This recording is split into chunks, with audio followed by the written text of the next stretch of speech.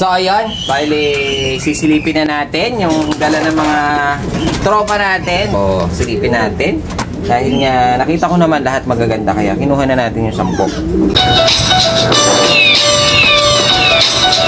Yun! Medyo sumikat yung araw. Pagkakataon na natin makapag-video dahil kahapon makitang panahon, maulan. So, yun, masikabaling yung araw na ito. Dinala yung tropa natin. Sakto naman, magaganda lahat. Kaya kinuha ko na. Maliit na. Nandito yung mga ibon. 10 piraso lang ata to. Pero bago natin silipin. May silipin lang tayo dito sa ating Taiwan lock. Kasi kanina, nandito ako. May nakita ako dun sa taas. Mahasin ko. Ewan ko lang kung makikita nyo. Nandun siya sa may taas. Mahasin ko. Parang may napansin ako may itlog. Kaya silipin natin. Titingnan lang natin. Akit muna tayo. Medyo sira yung ating elevator. Hindi pa kasi natin napapagawa. Lagi sira yun mga 5 yung elevator natin. Kaya gagamit muna tayo ng manual hagdanan. Papunta dito sa ating napakataas na rooftop na ang ating Taiwan lock. Bali, silipin lang natin kung ano yung mga nandito. Mga 5 dahil nga kawawa rin yung mga ibon na hiningal ako. Kasi napakataas lalo na sira yung elevator natin. Manual lang ang gamit natin. Hagdanan. Bali silipin. Ayun, yung isang umitlog. Diyan sa ating aso, panigurado hindi na yan mabubuhay. Dahil nga wala siyang wala siyang nest spot. Sa screen lang siya umitlog. Hindi ko alam kung kasi parang wala naman may pair dito Hindi ko alam kung sino umitlog pero panigurado kasi kung umitlog dyan itong ating barless. Kasi siyang pinakamatanda dyan tsaka hen siya. Sa tingin ko yung pinarisan niya dito Bali ang pinarisan niya siguro ito kasi parang nakikita ko lagi silang magkasama. Itong bigay sa atin ni Peter Paul Kideng. Ito, 5, napakaganda, napakakinis. Kung siya ang pair niya, malamang lalaki ito, 5. Bali, ito yung sablon na binigay sa atin ni Peter Paul Kideng.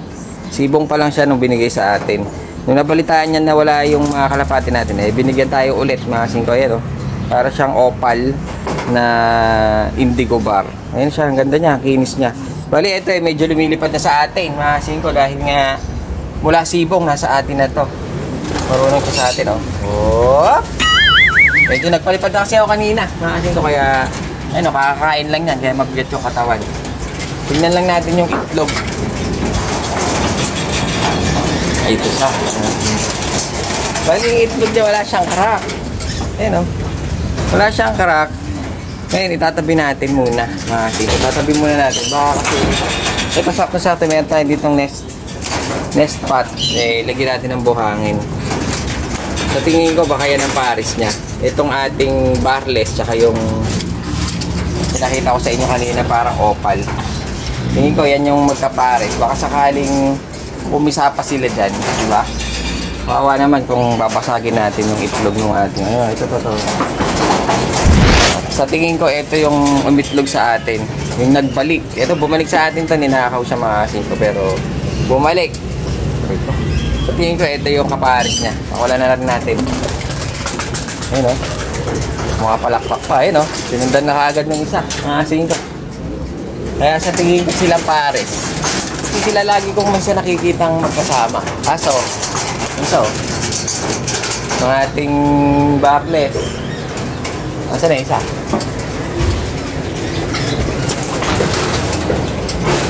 So ayun, bali yung ibang young bird natin, mga 5, inilagay ko na dito. Kagaya nung natin, mga 5, itong ating ice, inilagay na natin dyan.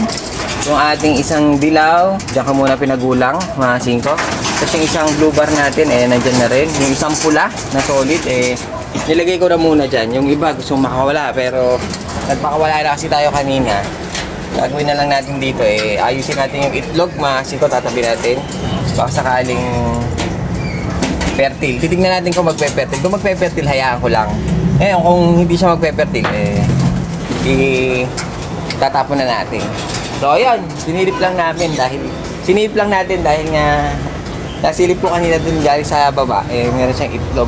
Pero kanina nagpakain ako nagpalipad ako kanina dito mga singko. Hindi ko siya napansin. Yan lang kanina nung nasilip natin. So, ayun, baba na tayo mga singko para masilip natin yung dala ng mga tropa pips natin. Medyo pinili lang natin yung ibon, mga singko, 10 piraso. Ano kaya yung mga itsura nito? Mukhang magaganda. Hindi tayo nakapag-vlog kahapon. Buti na lang umaraw ngayon. Nasinagan na naman natin ng napakaganda nating Taiwan loop. Taiwan loop. Wala, panis yan, panis. Italian loop, mas malupit. Bali, sisilipin na natin yung dala ng mga tropa natin. Bali, ito 10 piraso lang, mga singko. Kaya sakto-sakto lang itong nakuha natin. So, sa pwesto natin. Kasi kung sumobra, tatambak sila dito. Alam niyo naman dito, napapasa. Kaya magwa 1 ay lang. Kaya sakto-sakto lang ito 10. Sakto-sakto, may mga pwesto sila doon. So, silipin natin. Dahil nga, nakita ko naman lahat magaganda. Kaya kinuha na natin yung 10. Bali, ito. Try natin itong isa. Kasi ko, meron tayo dito isang blue bar. Pencil. Para may pagka-pencil na siya. Blue bar siya. Mukhang lalaki. Kasi ko, ganda rin Tapos may mga nakita ko dito mga off-color. Unahin muna natin mga classic. Kasi ko, meron tayo dito hen. Na may mga legman naman sila Tapos minsan ba yung nakita pa ako dito naka-club ring. Meron tayo ditong hen na blue check, parang ginawang breeder nakatistis yung pakpak. Mga siko, tinistisan, baka ginawang breeder ito. Babae mukha niya blue check, hen na hen. Tapos silipin natin na meron ako nakitang black check dito. Ayun. Kanina mga siko, may naghahanap sa atin yung tropa natin dito ninakawan daw siya ng isang black check. Sabi niya nakatistis yung pakpak, lalaki daw. Meron tayo isa dito, ito nga. Kaso babae naman, di ba? Naka-club din ito ng SFU, mga singko. Kaso may white flight to, hindi siya nakatistis, mga singko. Nasisira lang yung pakpak niya, pero hindi nakatistis. Tawag dito, natitistis yung pakpak basta off color So, yan, makikita niya. Meron tayong isang black check na babae rin ito, mga singko. White flight, black check, club ring pa. Bali, meron tayong isang hen na naka-club ring. Ano pa dito? Ito, may nakita akong itim. Ganda nitong itim, Ayun meron tayong isang black, mukhang babae rin. May white flight, tapos nakatistis. Nakita niyo naman yung kanyang pakpak. Nakatistis, pure black na may konting puti. May konting puti sa pakpak. Singko babae. Nakaklab din siya ng ADSPC. Ayun bali nakaklab rin. Bali babae. Mga babae halos nakita natin. Tapos nakaklab pa yung sa baba dito. Tingnan nga natin yung iba. Ito, meron pa tayong isang blue bar. Meron tayong isang blue bar, lalaki. Yung isa medyo may pagka-pencil Naka-leg band din siya, mga singko, oblong, PHA. Ito yung ibon, napakaganda Sunog na blue bar ito. Kasi alam na alam mo yung mga light na blue bar. Ito sunog na blue bar, mga singko. Ang laki niya. Bali blue bar siya na lalaki. Ngayon, yun lang ata yung mga classic color. Bali, halos lahat yung mga nakita mo dito yung mga off-color na. Ngayon, silipin natin yung mga off-color na dinala ng tropa pips natin. Ito, meron tayong isa dito.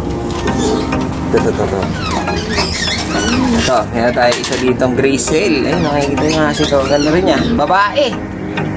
Sakto-sakto. Parang may nakita pa akong isang gray cell doon. Pwede natin pag-pairing. Back-to-back gray cell sila. Ito, dala ng tropa to. Naka-PHA oblong. Singko, yun hen, babae. Ang pwede nating ipares sa kanya ito, malaking yun, laki. Singko gray cell din. Ito naman kak. Napakalaki nito. Malaki Ang hirap niyang hawakan. Meron din siyang leg band. Laki ng ilong, mga siro. Laki ng ulo. Laki ng ulo. Sabagay mga lalaki kasi malalaki talaga ang ulo. Dalawa pa. Malaki talaga ang ulo pag lalaki.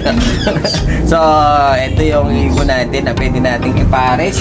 Doon sa nakita natin kaninang Grizzle na hen, lalaki to, sakto. Babae, lalaki, pwede natin pag-pairin.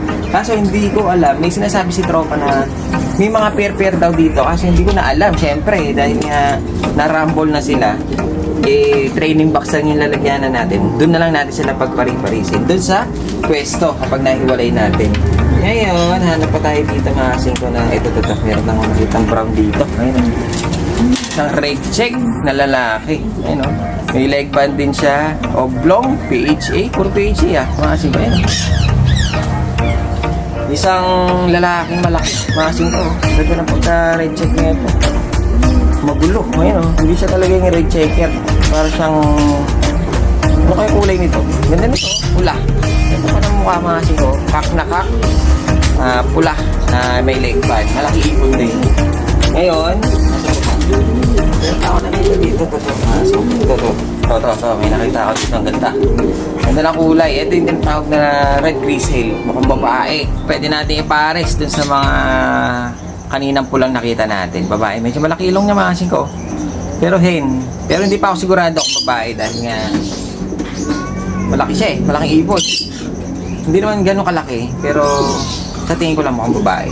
Pwede natin siya ipares sa mga nakita natin kanina mga brown. Kasi brown din siya para sana magkakakulay. Ngayon, nasilip na natin natala. Ay hindi, mayroon pa tayong isa. Makasing ko ayun. Ay meron pa tayong isa. Ito hindi pa natin ito nasilip. Nasa sulok. Makasing ko ayun. Laki ng ilong natin. Uy, mukhang naka-jackpot. Ang laki nito. Mukhang naka-jackpot tayo. Makasing ko, tingnan nyo naman. Tinistisan. Mukhang ginawang breeder ito. Isa siyang, ito ang red check. Makasing ko, ito isang red check na nakatistis, mukhang lalaki rin. Pero tignan nyo naman, nakajackpot tayo sa ilong. Mukhang borga. Meron tayong isang homer, lalaki. Pula pa. Singko, ang problema, parang wala akong nakakapang... wala siyang leg band, yun lang. Okay na sana eh. Off color na. Borga na. Kala ko na-club din sana. So, kulang. Wala siyang leg band, pero goods na rin kahit pa paano nagkaroon tayo ng isang borga. Ayun o. Kasi dami naghahanap ng homer ngayon. Kaya nga ako parang gusto ko yung mag-homer. Kaso gusto ko yung talaga sobrang laki ilong. Siyempre mag-aalaga ka na rin. Gusto mo yung maganda na. Kung sa homer lang din pinakamaganda kasi doon malalaki ilong. Siyempre kukuha ka yung talaga sobrang laki ilong. Pero ito mga singko. Tignan nyo naman di ba?